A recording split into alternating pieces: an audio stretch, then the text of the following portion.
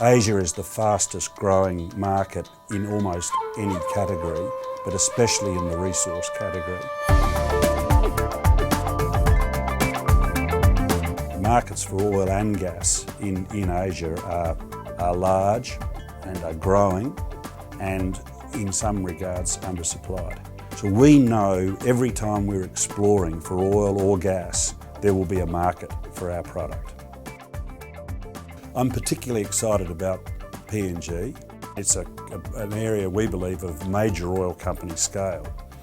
We see tremendous growth potential there. We have a big acreage position and we've already established a good level of reserves, which we intend to expand. The reserves are almost bottomless. People talk about the fantastic opportunities here, and this is exciting a lot of interest. We're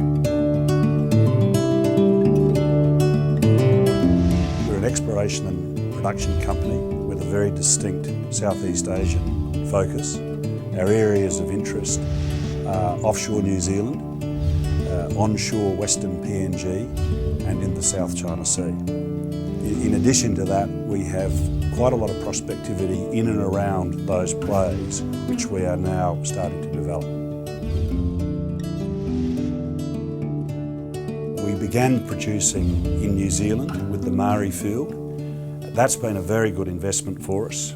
We got all our money back in the first 2.5 years of production, and we have tremendous plans or expansion plans now to rehabilitate and expand that production for the long term. We have a wellhead platform which produces all of the crude from the subsurface reservoirs. That's connected by flow lines to a floating production and storage vessel called the Roroa, which is a converted tanker. On the deck of the tanker is all of the processing equipment that removes the water and gas from the oil. When that tanker is full with about 600,000 barrels of oil in it, a shuttle tanker comes up behind it, picks up the floating hose and offloads the crude oil. Shuttle tankers then travel off to the refinery. Now the main markets at the moment for our oil are the east coast of Australia or into Southeast Asia. The product seems to be well liked by the refinery, so there's good demand for the product in the region, which is good. So getting the production rates increased following the drilling next year is certainly something that we're keen to do, given the demand for Maari crude. In the process of developing the reserves, we've seen some other opportunities in and around the Maari and Manaia fields. We've recently brought in a semi-submersible drilling rig called the Kantan 4, which is drilling now a deep well on the Manaia structure, looking for more reserves. There's also a lot of opportunities here in New Zealand for additional oil production and gas production. So OMV globally is committing a lot of money to do exploration drilling and additional development drilling in New Zealand. So that's really exciting for us. I think it's good news for the country and good news for the Maari joint venture as well.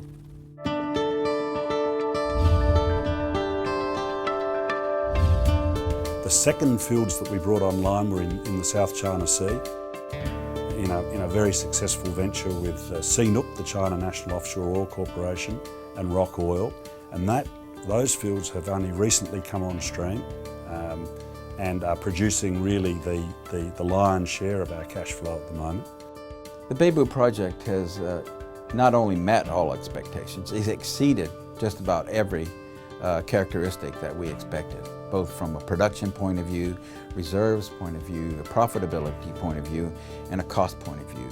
We brought this project in under budget, on time, with more reserves, so obviously there's going to be more profits. We're located in the Gulf of Beibu. There is a lot of activity, including refining activity, around that Gulf. So there is a very high demand for crude in that area. We have two wellhead platforms.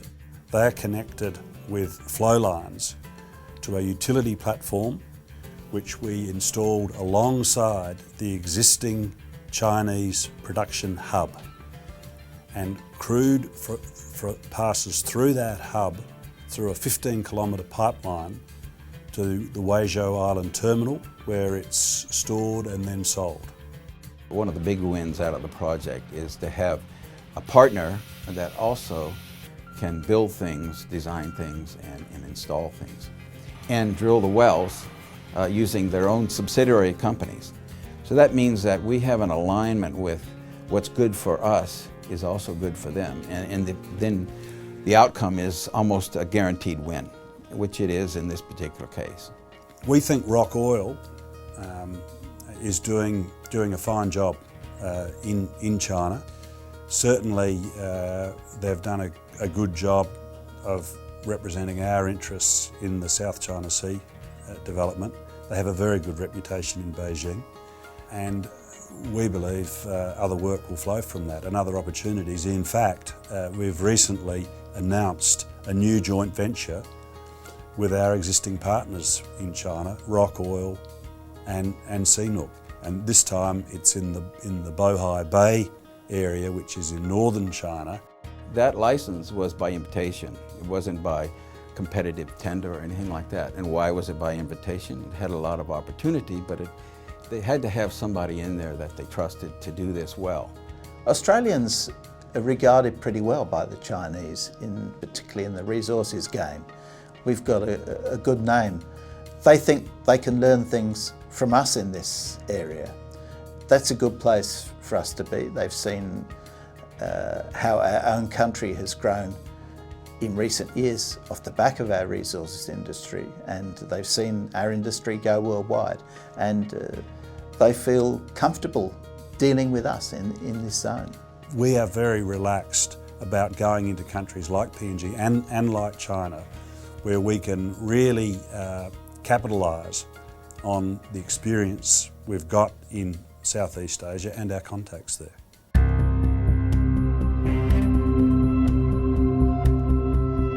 The third area is Papua New Guinea. We're not yet on production. We're in the exploration and reserves build phase there, and we've been very successful in that. We've got considerable oil and gas reserves in PNG, and we are now involved in developing the first field, the Stanley Field, which we expect to have on stream in 2015.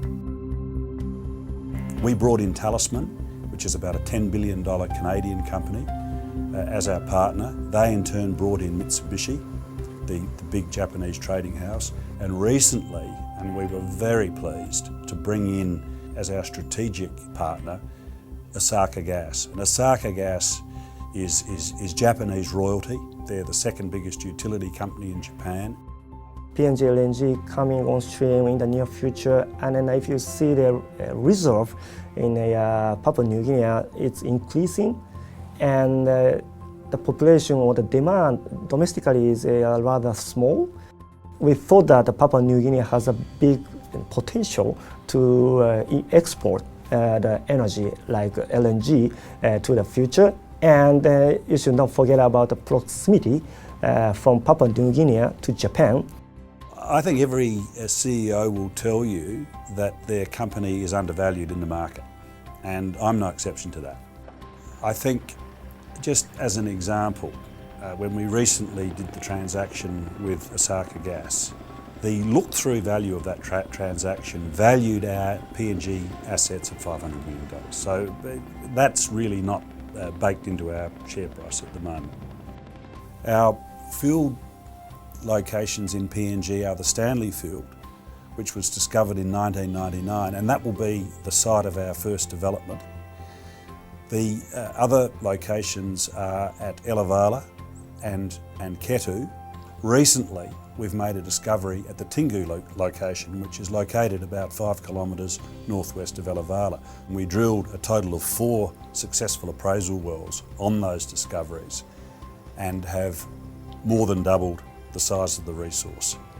To manage these operations, we have built a supply base at Kiunga next to the airstrip, And we use this for storing the rig when it's not operating, and it will also be the site of the terminal, the oil terminal, for the purposes of exporting the crude to a loading facility on the Fly River. Between the seismic and the drilling, we've employed well over close to 200 local nationals at times. Which is great for the community. It injects some cash into the economy, provides people with a job and some security. No, there's nothing that is quite as exhilarating as seeing the Chinook fly and seeing all these guys working together safely and getting things done.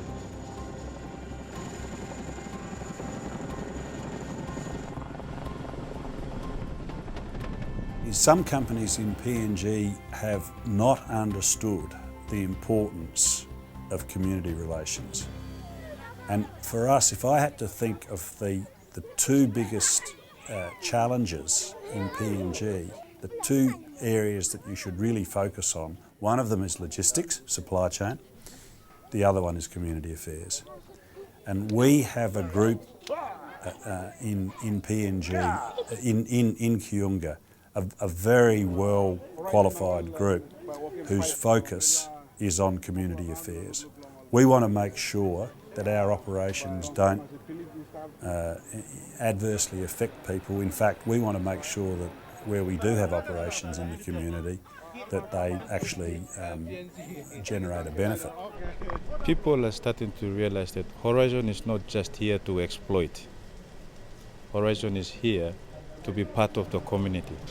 The community is very appreciative of that. And from the government's point of view, it is a very good thing. This committee has got a very important role to play, and for me, it is the cornerstone of our community liaison efforts. My commitment goes back a long way. It goes back to when I was a young geophysicist working on the Fly River and came to know and love the people in the Western Province. We know that they've had a difficult life.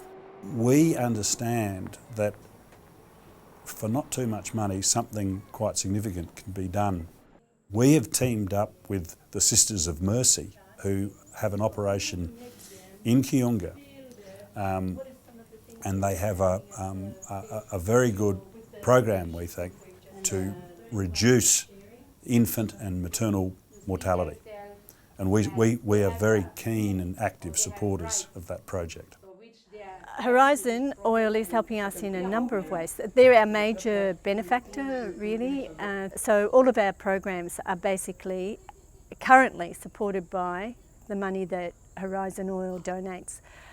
The other way that they help is that they're available if we have an emergency, like health can ring them and ask, and if it works out, they can use a chopper. That's the beginning of our project, the community assistance program. And once we get into production, we'll be looking at a couple of the community projects or any other charity groups in the community. At the moment, we are preparing the Stanley site for the plant. We will have at Stanley two separation trains which will separate the condensate from the gas.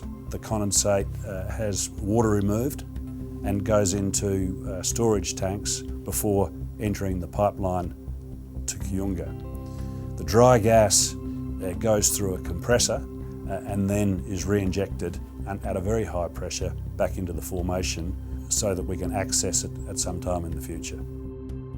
The crude oil will come into Kiunga, into the terminal at the Kiunga supply base via a 6-inch pipeline. From there, the crude will go down a loading line to the banks of the Fly River, where we'll have a loadout facility, and the oil will be loaded onto about a 4,500 tonne tanker, which will take the crude to the market, which will be the Napa Napa refinery in Port Moresby.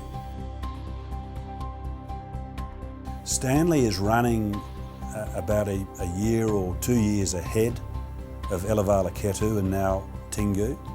So we're still very much in the design phase for that what we would see eventually as a combined Elevala-Ketu-Tingoo development. At the moment, the activity is really focused on finalising the detailed design of the facilities, getting the contracts in place for fabrication and procurement, and crucially, obtaining the development licence that we need from the PNG government to enable us to proceed. The reason we're focused on Southeast Asia is we have an understanding of that area, our core management group. We think that's something that differentiates us from our competitors. There's a lot of excitement and expectation being built on oil and gas. The markets are chiefly in North Asia, China, Japan, South Korea, Taiwan. These are places that are buying big, and they're looking for new sources of power. Objectively, people should see that we've got a very solid reserves base which is largely undeveloped. So there's not a lot of risk remaining in the company, but the value added by developing that reserves base is going to result in a multiple on our current share price.